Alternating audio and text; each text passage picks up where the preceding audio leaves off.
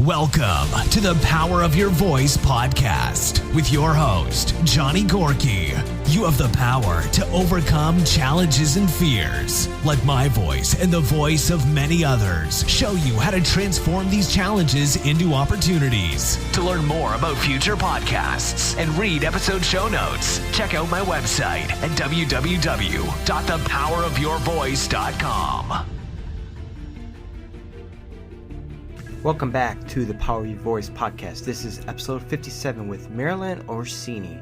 She's the president and CEO of CoreCubed and is considered a thought leader in the healthcare at home industry and is involved in numerous organizations providing insight and advice. Orsini is a leader in the Help Choose Home initiative and podcast creator and host in which she focuses on educating how and when to choose healthcare at home. Orsini won the Lifetime Achievement in Business Award at the 2011 Stevie Awards for Women in Business. Orsini's business ownership began with the Geriatric Care Management in-Home Care Agency, a venture that garnered her the prestigious Ernst Young Entrepreneur of the Year award in 1996. She's the past chair of the Private Duty Home Care Association of America and has served on the boards of the National Association for Home Care and Hospice and the National Association of Geriatric Care Managers, now called the Aging Life Care Professionals. Hey, Merrily, welcome to the Power of Your Voice podcast. It's great to have you on today. Thank you, John. It's a pleasure to be here. Thank you. So how did you get into healthcare? Can you talk a little bit about that? Because I know it's something you're extremely passionate about. Oh, goodness. I have been in healthcare at home since 1981. I really got into it by mistake or by happenstance. I have a master's in social work, and I was looking for something to do that would be more supportive of me financially than being a social worker.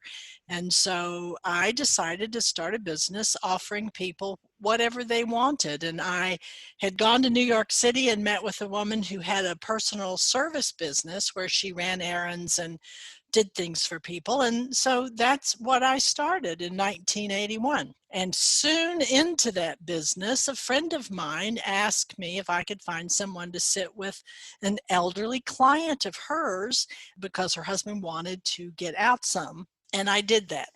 So I basically had someone in as a sitter for a few hours a day. And unexpectedly, my client's husband died. And we inherited her. So I really learned from necessity. She had Alzheimer's disease and she needed 24/7 care. And that was the beginning of my career.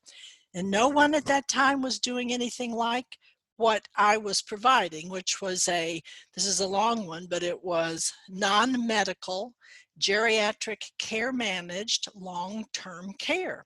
And I actually cared for her until she died, which was, goodness, probably 15 years later.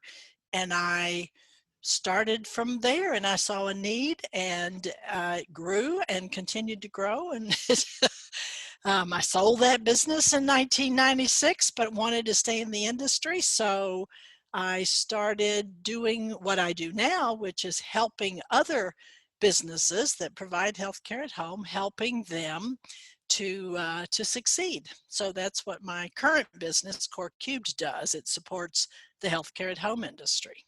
Yeah, because I've been in healthcare for quite some time myself. And as we all know, it takes a very special person to take care of people. Yes. In general. So it's like, some of these people, they basically just need, somebody can watch somebody, but it takes a very special person. Now, for somebody who's listening, you just said someone with working with a lady 15 years who had Alzheimer's. What's some things that people should know about, like taking care of someone with Alzheimer's or even someone with dementia? Like what kind of special care? Because to be honest, it can be very scary because my wife's mother, she actually came down with it a couple years before she passed away, and it's like it's kind of challenging because you're sitting there talking to somebody and then they're asking you like, what did you just say? And it can be kind of frustrating, kind of scary at the same time. Oh, I think it's very frustrating and very scary for both the person who has the dementia or the Alzheimer's and the caregivers. But the thing that I find is most useful let me start at the very beginning. If somebody suspects a loved one has some type of a cognitive deficit, okay, if that's what they suspect, the first thing they really ought to do is find out what's the root cause of it. And I think the best place to do that is at a teaching hospital, university teaching hospital, where they have geriatric evaluation and treatment units. That way, what they do is an assessment. They make certain, they look at the medications, they look at their diet, they look at other types of diseases or problems they might have to rule out that it's something that if it can or cannot be fixed. So that's the first thing to do, is really find out what's the underlying cause. And then the second thing is to arm yourself with education. Taking care of someone who has a cognitive disorder is 100% different than taking care of someone who has a physical frailty. And you really need to understand the disease, and you really need to understand how it progresses, and you need to understand what is your role and how can you help that person, because it is not logical. There's just a lot of behavioral things that you can do. You can modify the environment a little bit to make it safer and easier for the person. And you can also caregive in a way that makes it safer and easier for the person. But again, it isn't intuitive. You really need to learn those skills. There's lots of resources out there in order to do that, but it really does take time on the caregiver's part. Now, how about for somebody who's listening, maybe they have young kids and, they have they have grandparents. What are some tips that you might suggest to educate parents with young kids, so that way the kids can kind of get an understanding? Because imagine you're 8, 9, 10 years old and you're talking to grandma and grandpa, and it's like, mommy, daddy, grandma and grandpa, talking to them, but they keep on asking me the same question over and over, and I don't understand, like, if they understand me or something. That could be frustrating for some kids. So what's some good tips that you would give to parents? I'd go back to what I just said. I think being frank with the children that their grandmother has a dementia and is not really functioning the way that they used to function, and that is only going to get worse. And so I think you can teach children ways to deal with their grandparents, the same kind of behavioral things.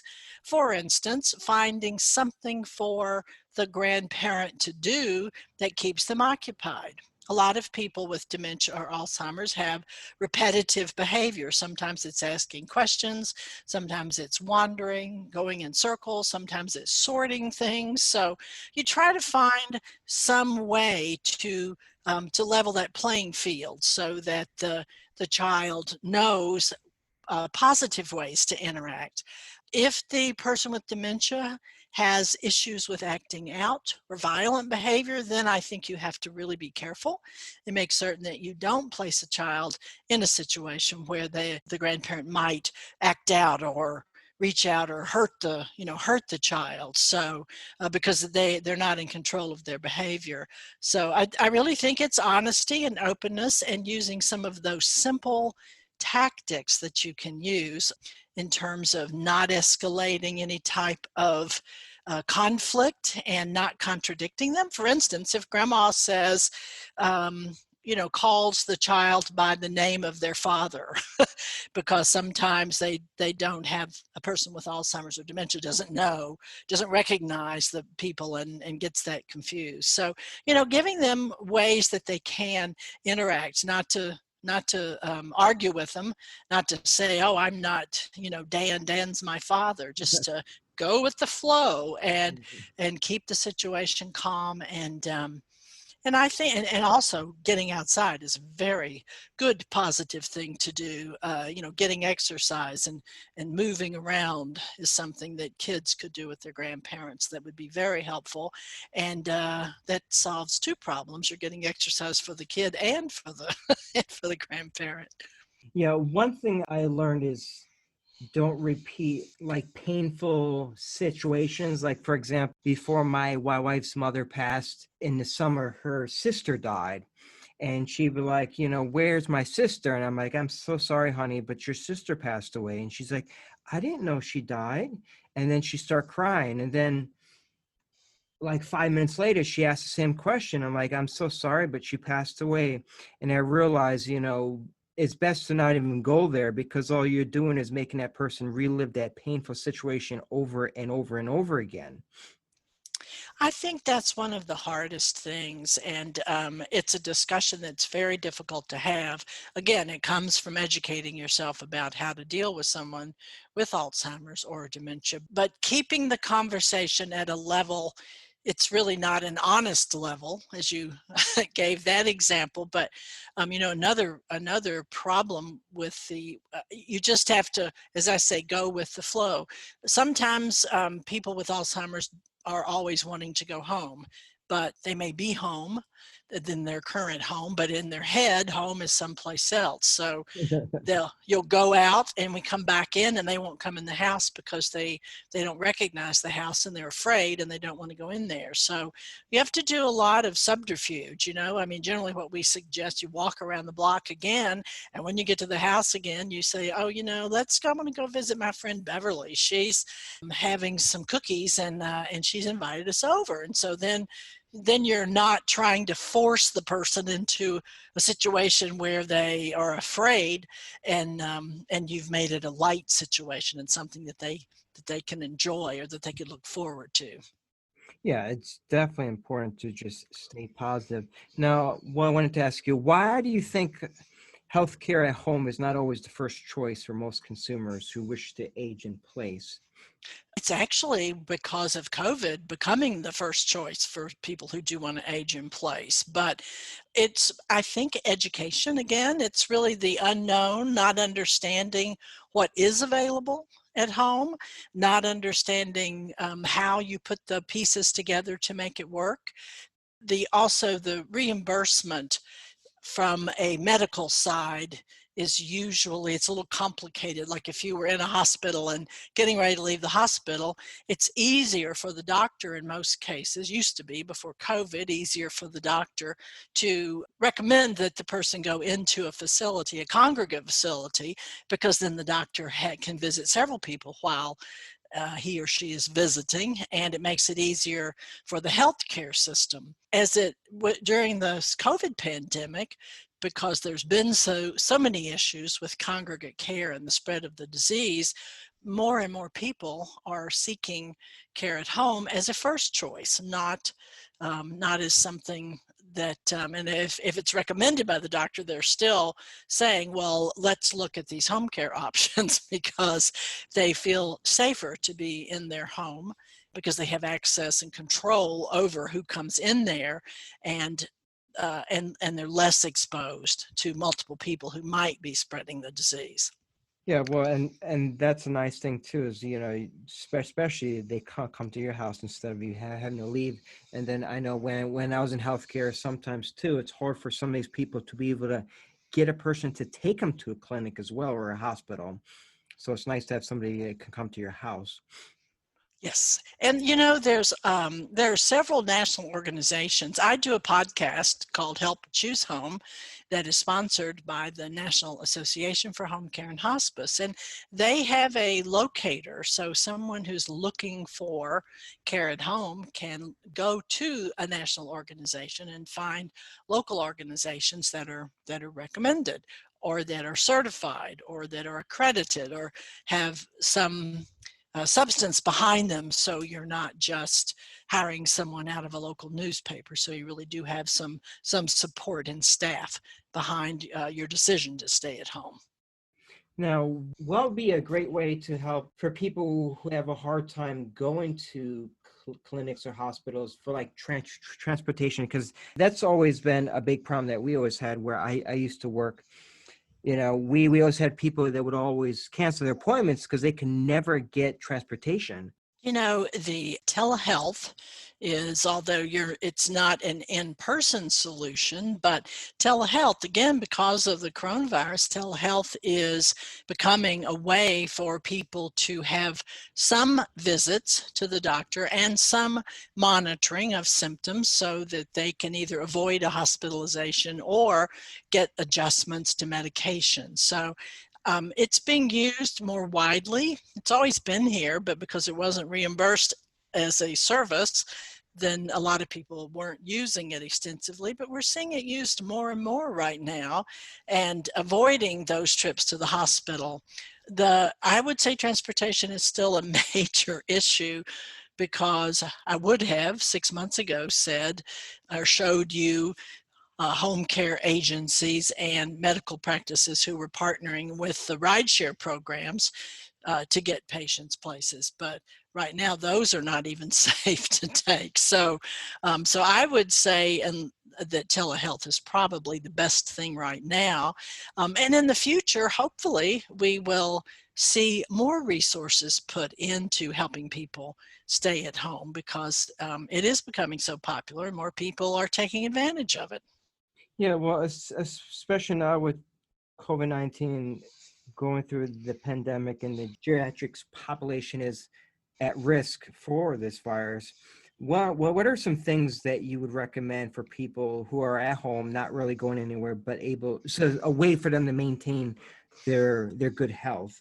If they have access to a computer, there are all kinds of resources.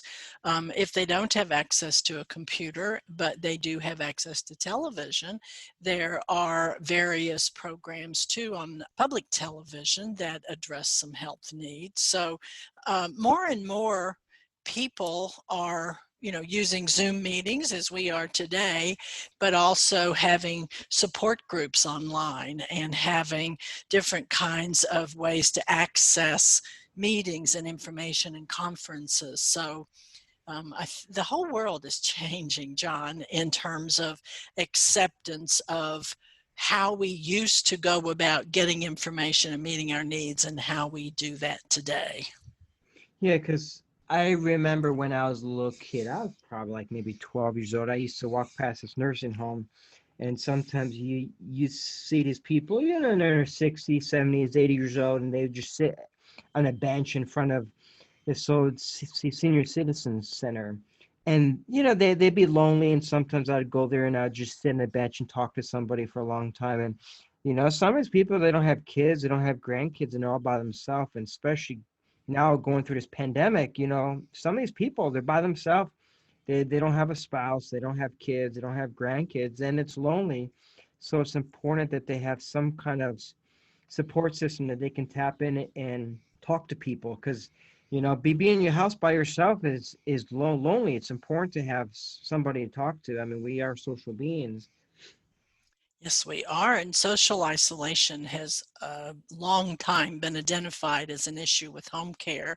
Again, I hate to keep harping on computer and internet, but it is so easy now if you have any kind of a smartphone or an iPad or a computer to tap into either family resources, community resources, health-related resources. And as the devices get easier and easier to use, the people who are not even familiar with technology are finding it a way that they can connect. Yeah, that's extremely important to stay connected, because I remember as a kid, a lot of times I go with my parents. I would say older people, but now I'm getting older myself. Mm-hmm. But usually they go to the church, they're playing bingo with their friends and that kind of stuff. It's a great way for them to be able to socialize with other people. Well, what are some of the pros and cons of home health care? I think the biggest con with home health care is the complexity of the system we have in America.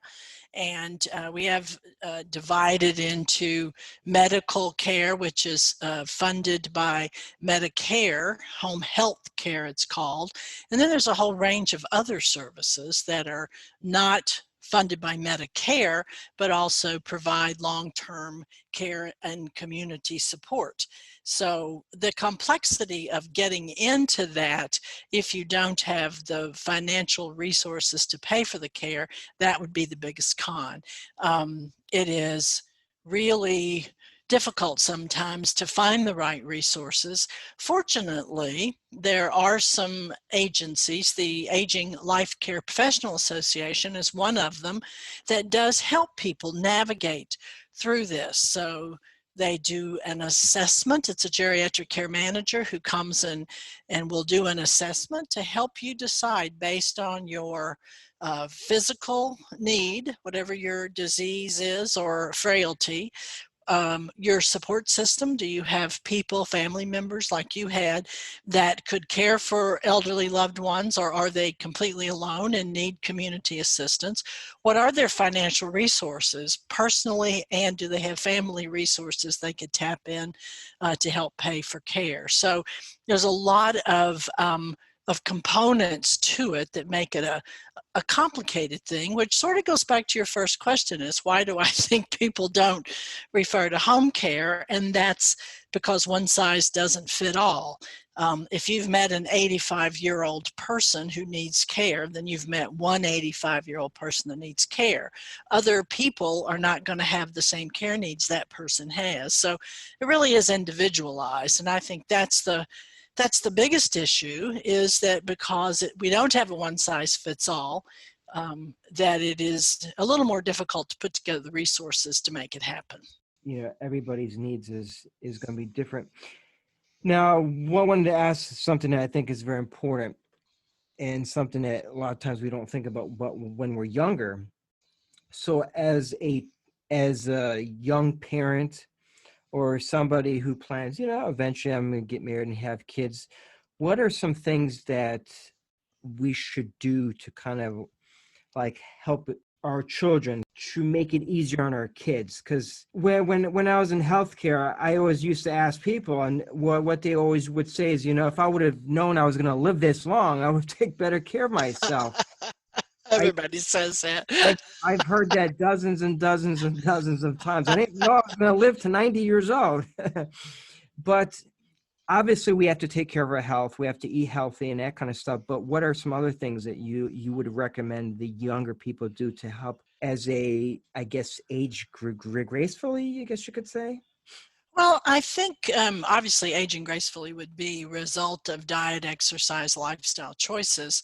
But I think the other thing is to switch the conversation to how is it that you want to live? So Dr. Timothy Ehrig is a person I interviewed on my Help Choose Home podcast, and he's a very well-known palliative care physician. And what he preaches is that people should change this conversation, and not how do I want to die, but how do I want to live? Yeah. And if you change the conversation to how do I want to live, and you are open about what that means, which means you have advanced directives in place, you have set in place people who understand what you want to happen if you do have an issue, and then we'll implement that for you. That's really important, to plan for the eventual death. I mean, everyone dies. When we're born, we start dying, and so it's going to happen to everyone. Some people are, I have a great nephew who died at 18 months. And then I have a grandfather who lived to be 99. So, I mean, a full spectrum. And so you really don't know when it's going to happen or how it's going to happen, but you can decide how you want to live. And that would apply to anyone, whether you're in your 20s or 30s or 40s or 70s or 80s, to making that decision and having your plans in order, so that if someone does get sick, you don't have tough decisions to make, because you have a good handle on what kinds of things they would like to see as they either age in place or become frail or go from frailty to death. Yeah, that's really, really important to really ask yourself, what kind of life you want to live. Because I work with some people, and I'd say, had one guy, he was probably like 90 years old, he was in incredible shape.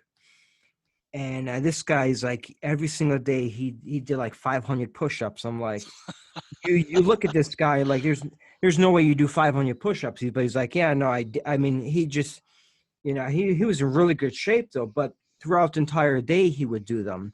It's important to have that really good mindset no matter what age you are. So some people, they just accept it. Oh, well, this is just how my life has to be, and that's just how it's going to be. Where some people, they refuse to be that way, and usually those are the people that get better, which is definitely a wonderful thing. Now, we wanted to ask you, how do you think technology will change to meet the demand for in-home healthcare? Because we live in an age of technology constantly changing. Well, it seems to be getting better. And by that, I mean it's more user friendly. The experiences that the user has can be much more positive than it used to be. We're seeing technology integrated into care in a lot of ways. For instance, there are technologies that if you had a heart condition and it was important, you had things you had to monitor. And one of those things you monitor is weight. So instead of asking the patient to weigh and report back in, the technology now is non-invasive, and it will actually take the readings that the doctor needs, the healthcare provider needs, and send them automatically, like a mat in front of the sink. So when you get up in the morning to brush your teeth, your weight is automatically transmitted to the doctor.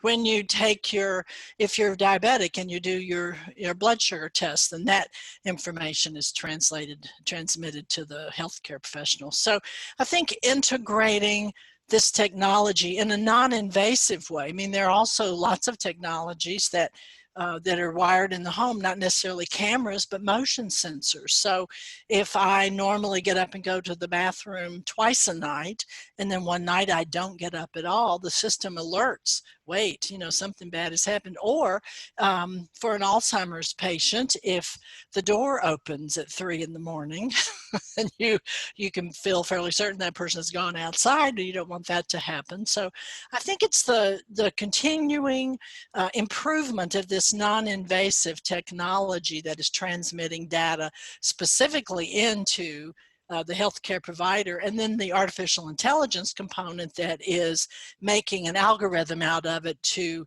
look for variances. So I see that as something that will continue and will be most helpful, because when problems occur and someone has to go into an emergency setting, then that's what seems to compound the problem. So if you can prevent hospitalization in the first place, then a lot of the post-hospitalization issues will be alleviated. Yeah, my experience, talking to nurses and doctors and stuff, sometimes people go in the hospital with like a regular cold or something, and unfortunately sometimes they leave sicker or they don't leave at all. So it's best if you don't have to go. Now, what are some things that you kind of see coming in the future of home health care? Well, more sophisticated and complicated procedures, including doctors' home visits, are being provided at home. There's a whole hospital at home movement that is really bringing more of an acute care into a home setting. So there's lots and lots of possibilities. We simply haven't experimented with those because our healthcare system has been in place for a while. But I do think this disruption of our normal, what was normal, is going to, in addition to all the terrible things that are happening, I think there'll be positives. People will be more open to having different health care treatments in different settings. I mean, I just had my annual physical by phone, and I did go in and do a blood test, so the doctor had all of the results, but we actually did a FaceTime call, so we're looking at each other, he can see me. And but it was a legitimate annual physical, so that would never have occurred 6 months ago or a year ago. And I think those kinds of things are going to continue, and that will alleviate your question about how in the world do we get the transportation to take everybody places. Well, we may not need to take everyone places if we can provide the services in a setting. And home care is really the lowest cost setting if you look at the costs of medical care. So I see the future as one that's bright for healthcare at home, and that also is going to be open to more and more types of procedures and recuperation than we've had a tolerance for in the past. So it could definitely lower the cost to healthcare. So I guess that way the insurance companies wouldn't have to be paying so much. Yes, or the government. So, there's a lot of people on Medicare, and so I think it would really decrease a lot of the costs to look at a lower cost setting as one option and one possibility, even when we don't have a global pandemic. Yeah, because one thing very unfortunate with a lot of people who are going to hospitals, unfortunately, they're not able to get their family and friends that support system to be able to come to the hospital to sit with them and whatnot. But one of the things that's very beautiful is that we do have the technology like FaceTime. Because my brother-in-law, his father, he's in the hospital right now. He's been in the hospital for probably the last 3 months, but he's been able to FaceTime his dad almost every single day, which has Gosh. been really nice because he's not able to go into the hospital. But at least he's still able to support him and he's able to see him because, I mean, having a loved one who's sick and possibly could die, which he almost did, and not being able to go to the hospital, I mean, that's just horrible. Mm-hmm. It is. Again, which is why home care, although, home care is definitely a preferred place in that scenario, but you do have to be careful at home too, and follow the recommendations of the CDC and follow safety precautions. So home care is not without its risks, but it certainly does minimize those risks. Yeah, now the choices for agent in place are very complicated. Can you provide a few simple overview of how one starts the decision of even making this process when care is needed for somebody? So for somebody who's listening right now and they're like, hey, you know what? I need home health care, but I don't really know how to get started. What are some tips that you could give them? Well, I think the first thing is, what's the reason that you need the care? Most people who become frail and need help either dressing or bathing or feeding or cooking food, or even going out to get food or do errands. So you have to really start with an assessment of what is it that you need, and is that need going to be temporary or long term. So, and as I mentioned, you've got geriatric evaluation and treatment units. The area agencies on aging is a national service. There's a 800 elder care locator number that would help people, that can help people in terms of what are their next steps. It's complicated in terms of who's eligible and who can get reimbursed for what kind of care can be reimbursed. There's also a set of attorneys called elder law attorneys, and there's a national association for that as well. And they help people if they don't have a lot of resources, but they would like to be able to spend down those resources to make them eligible for Medicaid services, which in many states provide, all the states except for 7, I believe, have pretty extensive Medicaid services for older people. And there are laws actually that demand that people are given the opportunity to access community services and stay at home versus being put in an institution. So there are lots of resources available, and I would probably start with the elder care locator and or a geriatric evaluation and treatment unit, and try to just assess what the need is, what the prognosis is going to be.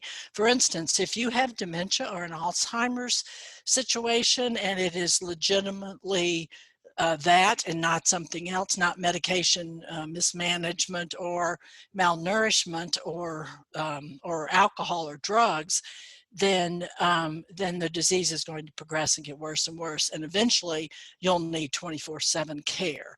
So that scenario is completely different than someone who, say, falls and breaks a hip and is recuperating and has the possibility of becoming 100% functional again, but needs some guidance in terms of exercise and diet and some support services while they're in that recuperation period. Yeah, well, and this is probably one of the reasons why it's so incredibly important that when you're in the right state of mind, you have a will in place. That way, God forbid that something like this happens to you and you lose your memory, you're not able to be able to make the right decisions. You're able to have like a lawyer or somebody that can make the important healthcare calls for you if you're not able to do it yourself.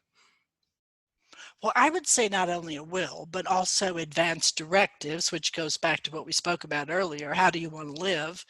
And then also a healthcare power of attorney or a healthcare surrogate, whichever is appropriate, and someone who really understands what kinds of decisions you would like to make for yourself, and you can entrust them to do that. So there's several, each state is different in terms of the forms that they use, but all states have them. And that also goes back to a question you asked earlier about what kinds of things can you do? And I call it having your affairs in order. And you can change those things if you want to, but in general, your decision for how you want to live is probably going to remain. And then if you become demented or get some type of a cognitive impairment, then you've already got that in place, and you know that you'll be taken care of and your wishes will be met. I've a best friend of mine, his father, he came down with a brain tumor. I forgot the name of it, but it's one of those that if you get it, you pretty much everyone dies within, I think, 4 to 6 months, and that's exactly what he had left. But he spent the last moment getting everything prepared. That way, once he went on that horrible path, his wife didn't have the extra stress and burden of having to get all the affairs in order, which is why it's so important to do that. Yes, it is. Now, for those who are listening, what are like 3 very, very important things that you want people to take away from this podcast? Well, number one, I'd love them to look for my Help Choose Home podcast, the podcast I do, because it is geared to consumers, and it explains all of the nuances and the complications, and there's lots of wisdom in those podcasts, and those are available on any place you can find podcasts, those are available. So I would say, number one, that goes into educating themselves. Number two, I would say, take care of yourself.